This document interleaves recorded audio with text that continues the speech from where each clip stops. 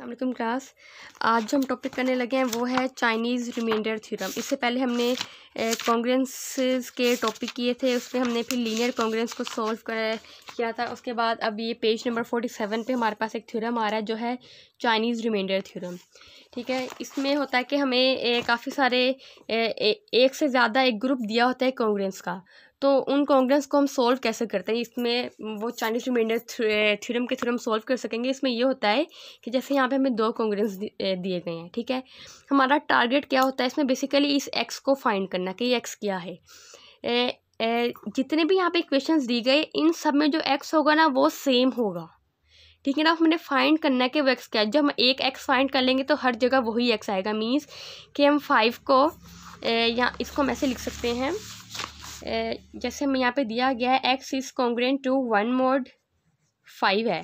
ठीक है, तो इट मीन्स के 5 डिवाइड्स x - 1 है, और यहाँ पे x is congruent to 3 mod 7 है। मीन्स के 7 डिवाइड्स x - 3 है।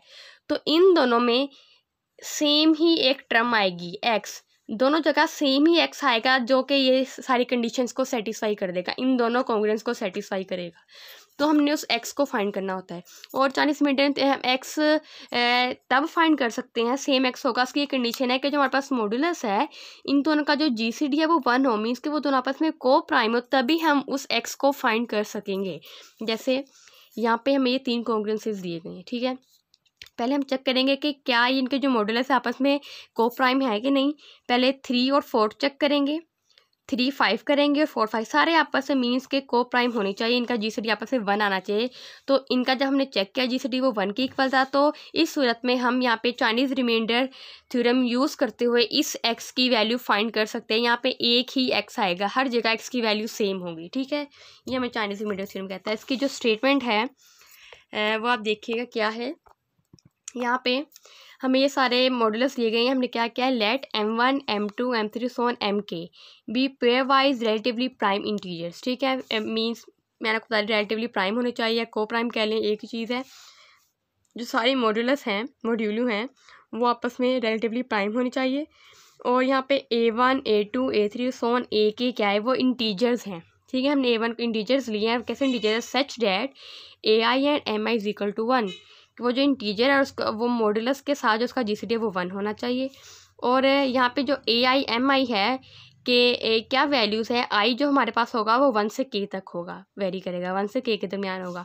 और जो कैपिटल m है, आपने ज़रा इस चीज़ को गौर से देखें, कैपिटल m हमारे पास किसके इक्वल होगा, जितने भी हमें यहाँ पे मॉड्यूल दिए होंगे, मीन्स ये सारे जो हैं m, इन सब का जो प्रोडक्ट होगा, स्मॉल तमाम मॉडुलस का जो प्रोडक्ट होगा उसको हम कैपिटल M के इक्वल लिखेंगे। ठीक है ना, M equals to m1 into m2 so on into mk। ठीक है ना, यहाँ पर से मल्टीप्लाई हो रहे हैं तो उसको हम कैपिटल M से रिप्रेजेंट करेंगे। फिर आ जाता है then for integers b1 b2 so on bk, integers b1 b2 इनकी बात हो रही है। और हमने इंटीजर्स दिया द सिस्टम ऑफ कॉन्ग्रुएंस, ये एक सिस्टम ऑफ कॉन्ग्रुएंस दिया गया है। a1x is congruent to b1 mod m1, a2x is congruent to b2 mod m2 and akx is congruent to bk mod mk has a simultaneous solution which is unique modulo m, कि means कि इनका जो solution होगा simultaneous होगा एक modulo m के लिए। Means कि हमारा जो सोल्यूशन होगा ना, आप कह लें वो इस फॉर्म में होगा। जैसे यहाँ पे a1 काफ़ी सारे यहाँ पे दिए गए हैं ना, तो हमारा जो सोल्यूशन आएगा ना वो a1x जो होगा इज कॉन्ग्रुएंट टू b, वो मोड जो होगा कैपिटल M आएगा यहाँ पे। ठीक है ना, a1 नहीं, simply X is congruent to B mod, और कैपिटल में आपको बता चुकी हूँ किसके इक्वल होगा, कि सारे मॉड्यूलस का जो प्रोडक्ट होगा आंसर जो होगा इस फॉर्म में लिखेगा। और एक और चीज़, काफ़ी सारी बुक्स में इसकी जो नोटेशन है वो डिफरेंट है। किसी बुक में किसी तरह से इसको डोनेट किया गया और किसी और बुक में किसी और तरह। जैसे हम यहाँ पे ax is congruent to b mod m, हमने यहाँ पे ऐसे किया हुआ है। कहीं जगह आपको मिल सकता है x is congruent to a mod m। ठीक है, कहीं जगह दिया होगा x is congruent to b mod m। इस तरह डिफरेंट नोटेशंस होंगे। कहीं पे इसको n से भी रिप्रेजेंट कर देते हैं, ये मॉड्यूलों को n से कह देते हैं। ठीक है, तो बस आपको इसका मेथड आना चाहिए, नोटेशंस आपको जो भी आ जाए, अगर आपको मेथड आता है तो आप उसको इसका जो चाइनीज़ रिमाइंडर थ्योरम है इसको आप इजीली सॉल्व कर सकेंगे। अभी हम आगे इसके क्वेश्चंस करेंगे, लेकिन इससे पहले इसका हम थ्योरम सॉल्व करेंगे। तो इसकी डिफरेंट नोटेशंस हो सकती हैं, ठीक है। तो यहाँ पे इस टाइम जो हम नोटेशन यूज़ करें वो इस फॉर्म में है, AX या A के इज़ कॉन्ग्रुएंट टू B के मोड M। ये हो गई इसकी स्टेटमेंट। हम इसका प्रूफ देखते हैं। इसमें यही कहा गया है कि सिंस, जो कि हमें दिया गया है, since AI MI is equal to 1, ठीक है, वो चीज़ हमें लिख दी। For all I 1 is less than equal to I is less than equal to K, वो चीज़ लिख दी। ईच ऑफ द कॉन्ग्रुएंस, ठीक है, ईच ऑफ द कॉन्ग्रुएंस हमने रिप्रेजेंट कर दिया AIX is congruent to BI mod MI। Each की बात हो रही है ना, तो मीन्स के जब AIX को, जब I को हम 1 से K तक लेके जाएंगे, यहाँ पे पहले 1 पुट किया तो आ गया A1X is congruent to B1 mode 1, फिर A2X जैसे ये बन रही है, A1X is congruent to B1 mod M, A2X is congruent to B2 mod M2 and AKX is congruent to BK mod MK। तो इन सबको मिला के हमने I की फॉर्म में लिख दिया यहाँ पे, ठीक है ना। AIX is congruent to BI mod MI और I क्या होगी 1 से K तक, जैसे यहाँ पे हमने लिखा है 1 से K तक लिखा है, ठीक है। तो इसको हमने इस फॉर्म में लिख दिया है, यूनिक सोल्यूशन, ठीक है। यूनिक सोल्यूशन होगा और जो सोल्यूशन होगा उसको हम XI कह देंगे, ठीक है ना, XI कह देंगे। तो अगर XI सोल्यूशन है तो इसको हम यहाँ पे ऐसे लिख सकते हैं, AIXI is congruent to BI mod MI और I क्या है 1 से K था, ठीक है। इसको हमने क्वेश्चन में 1 का नेम दे दिया। अब हमने क्या किया, लेट, या आप ये भी इंपॉर्टेंट चीज़ है, आप देखिए, let capital MI, capital MI क्या चीज़ है, वो किसकी इक्वल है, capital M over small MI। अब आपको मैंने बता दिया कैपिटल M किसकी इक्वल हमने लेना है, तमाम मॉडुलस का जो मल्टीप्लिकेशन होगी, जो आपस में मल्टीप्लाई करेंगे, जितने भी हमें यहाँ पे मॉडुलस दिए होंगे, जैसे यहाँ पे 3 दिए गए हैं, तो 3, 4, 5 किस कैपिटल M किसकी इक्वल होगा, M1 M2 इंटू M3। यहाँ पे 3 मॉडुल है तो कैपिटल M इन तीनों की इक्वल होगा, और किसकी इक्वल होगा, 3 इंटू 4 इंटू 5, जो भी आंसर आ गया वो, तो कैपिटल M इसकी इक्वल होगा, और स्मॉल m तो वो जो मॉड्यूल दिया होगा, तो जब कैपिटल M को डिवाइड करेंगे स्मॉल m से, वो कैपिटल MI के इक्वल होगा। तो हमने MI ऐसे निकालना है, और कैपिटल M और small m is equal to 1 होंगे, ठीक है, ये भी देख लीजिएगा। And let MI static be the unique integer such that MI into MI static is congruent to 1 mod MI। ये भी बहुत एक इम्पोर्टेंट चीज़ है कि जो MI स्टैटिक है, ये हमने क्या लिया है कि MI का कह लें कि एक इन्वर्स कह लें, ठीक है ना। MI के इन्वर्स को हमने MI स्टैटिक से रिप्रेजेंट कर लिया है। ये यूनिक इंटीजर है सच डैट ये जो टर्म है ना, ये जो इक्वेशन यहाँ पे लिखा है, इसका हम यूज़ करेंगे इस इक्वेशन को, MI and MI static is congruent to 1 mod MI, ठीक है। आगे हमने डिफाइन किया X नोट को, और X नोट हमारे पास क्या था, X नोट हमने सच फाइंड करना है, X नोट हमारा एक यूनिक सोल्यूशन होगा, ठीक है ना। जैसे हमने यहाँ पे XI कह दिया यूनिक सोल्यूशन है, तो हमने X नोट ले लिया, यहाँ पे X नोट हम कह देंगे कॉमन सोल्यूशन है। X नोट को हमने किसके इक्वल लिया है, ये इसमें जो सारी बातें वो याद करने वाली। सबसे पहले क्या हमने याद रखना है, कैपिटल M इसके इक्वल है, ठीक है। और सेकंड चीज़, ये जो मैंने MI लिखा है, कैपिटल MI किसके इक्वल होगा, कैपिटल M और स्मॉल MI, ठीक है। ये दो दूसरी चीज़ ये होगी। तीसरी चीज़ आपने ये इक्वेशन याद रखनी है, और चौथी चीज़ ये चीज़, X नोट किसके इक्वल लेंगे, X1 M1 M1 static plus X2 M2 M2 static plus so on XK MK MK static. अब X1 क्या है X1 क्या होगा, ये X1 X2 X3। X1 हम फाइंड कैसे करेंगे वो मैं आपको आगे मेथड बताऊंगी कि हम X1 फाइंड कैसे करेंगे, ठीक है। X1 हो गया, M1 भी हम यहाँ से फाइंड कर सकते हैं, ठीक है ना। M1 M2 M3 सारे हम फाइंड कर सकते हैं, और M1 स्टैटिक हमने फाइंड करना है, ठीक है। ये हम सारा कुछ फाइंड करेंगे, इन सबको मल्टीप्लाई करके ऐड करना है, ठीक है। वो किसकी इक्वल आ जाएगा, X नोट की। और फिर हमने क्या किया, यहाँ पे AI से मल्टीप्लाई किया दोनों तरफ, तो हमारे पास ये इक्वेशन बन गई।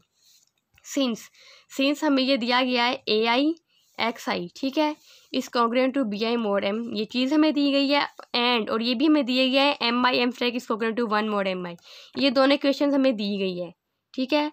तो यहाँ से हमने क्या इम्प्लाई कर लिया, it implies AIX naught is congruent to BI modulo MI, ठीक है ना। तो इन दोनों को यूज़ करते हुए हमने ये क्या निकाला है, X नोट निकाल लिया है, AI X not is congruent to B I modulo M I, और एक्स नॉट क्या हमने निकाला है, X not is a common solution of the given system. X not जो हमारे पास गिवन सिस्टम है इसका क्या है, कॉमन सोल्यूशन है।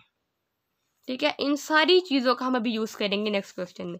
फिर हमने कह दिया एस टू, और यहाँ से हम क्या कह सकते हैं, M divides A I X not minus B I. ठीक है ना, ये कॉन्ग्रुएंस को हम ऐसे लिख सकते हैं, आपको मैं बता चुकी हूँ, फॉर ऑल आई, और आई क्या है 1 से k एंड m, ठीक है, are pairwise relatively prime, कि मतलब कि आपस में क्या होगा, रिलेटिवली प्राइम होगा। आपको बता दिया कि कौन कौन रिलेटिवली प्राइम होगा, जैसे यहाँ पे भी बता दिया गया। Okay, therefore m divides A I X not minus B आई।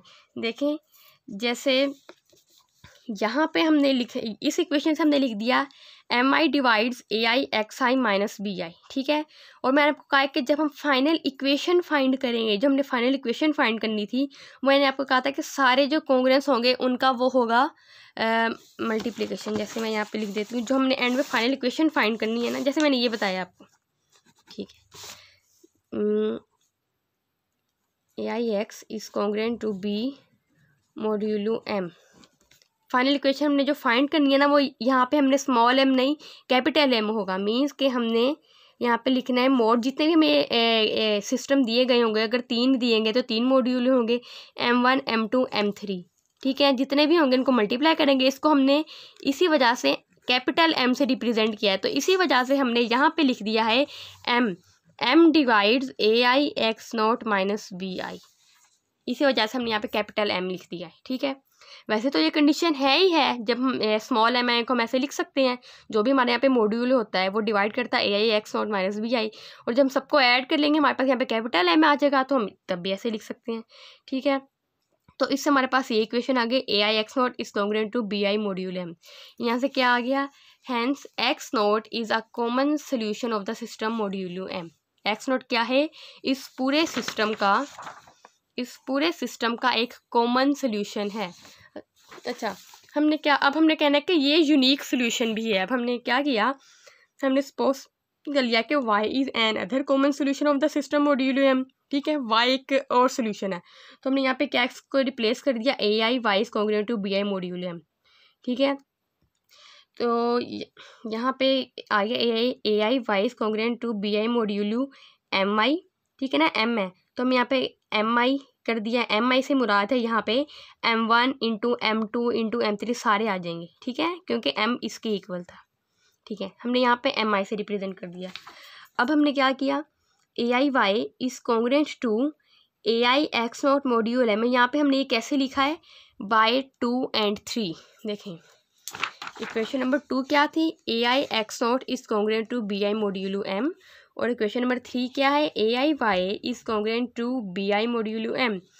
तो जैसे A is congruent to B mod M होता है and B is congruent to C mod M होता है, तो हम इसको लिख सकते हैं A is congruent to C mod M. ठीक है, तो इसी तरह यहाँ पे ये चीज़ यूज़ हुई है, हमें दिया गया है A I X not is congruent to B I modulo M I. ठीक है, और क्वेश्चन नंबर 3 क्या हमें दी गई है, A I Y is congruent to B I modulo M I. ठीक है, इस इक्वेशन को हम कह लें, हम ऐसे भी लिख सकते हैं, B I is congruent to A I X not modulo M I. जब आप ये दो इक्वेशन देखें, ठीक है, ये ऐसे मैच हो रहे हैं ना इसमें, तो हम इस यहाँ से लिख सकते हैं A I Y is congruent to A I X not modulo M I. ये चीज़ हमने लिख दी ऐसे, तो ये यहाँ पे आ गई, और ये ए आई कैंसिल होकर हमारे पास आ गया Y is congruent to X not modulo M I, और एम आई है तो यहाँ पे कैपिटल है, हमने जब रिप्रेजेंट किया तो ये चीज़ आ गई। तो मीन्स कि ये एक्स वाई और एक्स नॉट क्या एक ही चीज़ है, इसका ये एक यूनिक सोल्यूशन ही है एक्स नॉट। तो ये था हमारे पास चाइनीज़ रिमाइंडर थ्योरम। ठीक है, हमारा इसमें टारगेट क्या होता है कि हमने ये एक्स फाइंड कर लिया, और इसमें बाकी काफ़ी सारी चीज़ें हैं जो आपने नोट करनी है। एम किस इक्वल होता है, फिर हम ये कैपिटल एम आई कैसे फाइंड करते हैं, ये इक्वेशन देखने वाले में ये इक्वेशन। ठीक है,